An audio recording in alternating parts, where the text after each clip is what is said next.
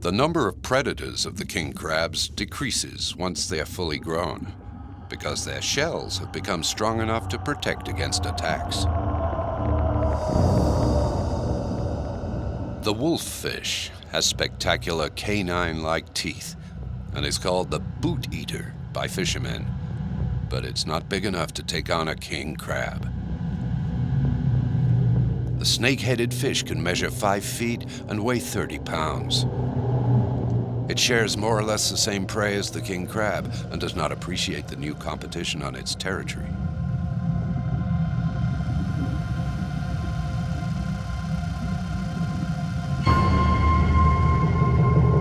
This king crab has seen its rival and shows its white undershell in an attempt to intimidate it.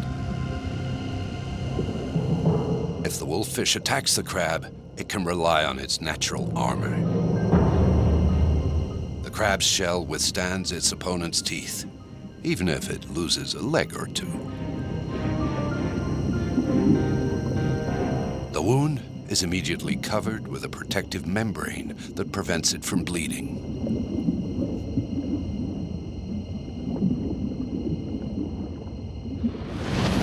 A stub quickly forms.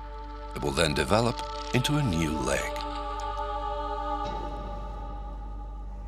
The leg will eventually grow back completely. However, regrowth takes time because the leg develops when the crab sheds its shell.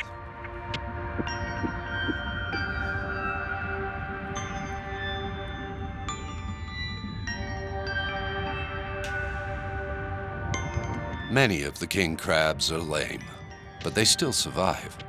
They show extraordinary resilience. This remarkable resistance is also combined with a tremendous capacity for reproduction. Scientists have studied their reproduction habits in depth.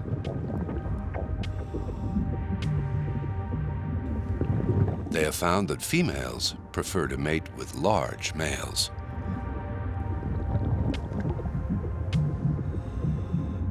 The life expectancy of the king crab is 20 to 30 years. They become adults when they are between 4 and 7 years old. Biologists examine the proportion of large males and females of reproductive age in order to predict the growth of a colony. The breeding season begins in spring. It is an essential stage in the life cycle of a king crab. Females emit pheromones that attract males, who in turn respond to this mating call. The male takes hold of the female and carries her.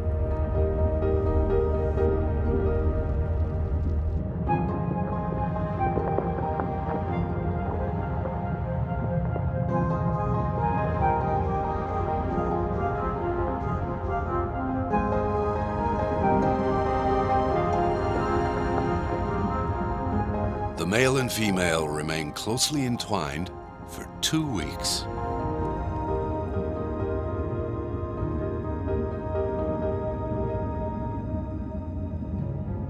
Neither of them feed until the female is ready to be fertilized.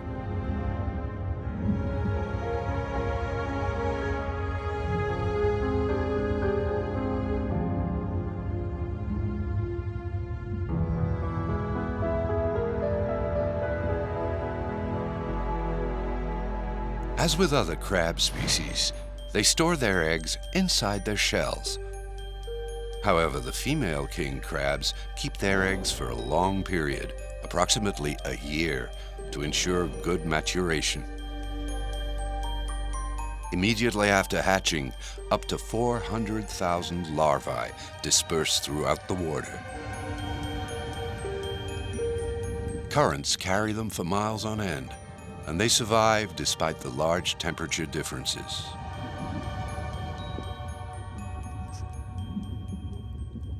It is springtime.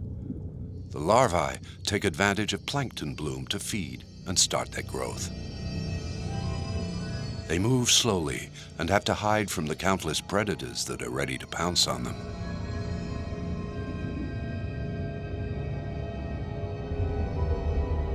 The surviving larvae begin a series of transformations before they reach their final form.